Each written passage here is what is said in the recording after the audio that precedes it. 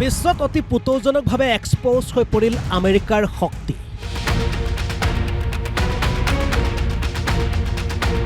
অৱশেষত ইৰাণৰ সৈতে যুদ্ধত নামি অসহায় ট্ৰাম্পে সহায় ভিক্ষা খুজিলে জাপান, ফ্ৰান্স, ব্ৰিটেইন, দক্ষিণ কোৰিয়া আৰু চীনৰ পৰা। পাছে সহায় বিচৰা প্ৰতিখন দেশে ট্ৰাম্পক দিলে এটাই উত্তৰ, ন'। প্ৰতিখন দেশৰ স্পষ্টীকৰণ, আমি ভাৰতৰ বাটক অনুকৰণ কৰিম।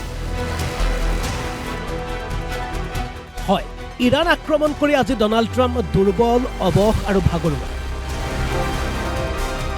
এটা দিনতে ইৰাণক আক্ৰমণ কৰি যুদ্ধ সমাপ্তিৰ দম্ভালি মৰা ডনাল্ড ট্ৰাম্পৰ আজি চৰম বিপৰ্যয়। আৰু এই বিপৰ্যয়ৰ কথা ট্ৰাম্পে ট্ৰুথ হেণ্ডেলত নিজ মুখে স্বীকাৰ কৰিলে অতি লজ্জাজনকভাৱে।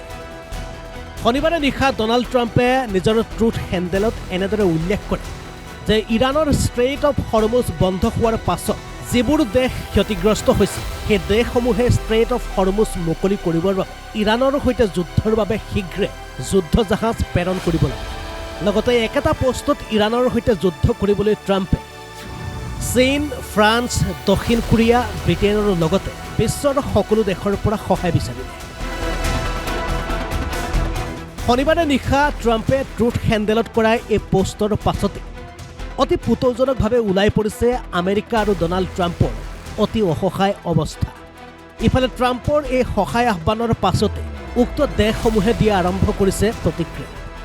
ইয়াৰ ভিতৰত জাপানৰ স্পষ্ট প্ৰতিক্ৰিয়া, আমি ইৰাণৰ সৈতে যুদ্ধ কৰিবলৈ মুঠেও আগ্ৰহী নহয়, বৰঞ্চ যুদ্ধৰ পৰিৱৰ্তে আমি ভাৰতৰ বাটক অনুসৰণ কৰি ইৰাণৰ সৈতে আলোচনাত বহিব বিচাৰোঁ, যাতে ইৰাণে ভাৰতৰ দৰে আমাৰ বাবে ষ্ট্ৰেইট অফ হৰমুজৰ বাট মুকলি কৰি দিয়ে। সমান্তৰালভাৱে ট্ৰাম্পক জাপানৰ দৰে অনুৰূপ উত্তৰ দিলে ফ্ৰান্স আৰু ইটালী।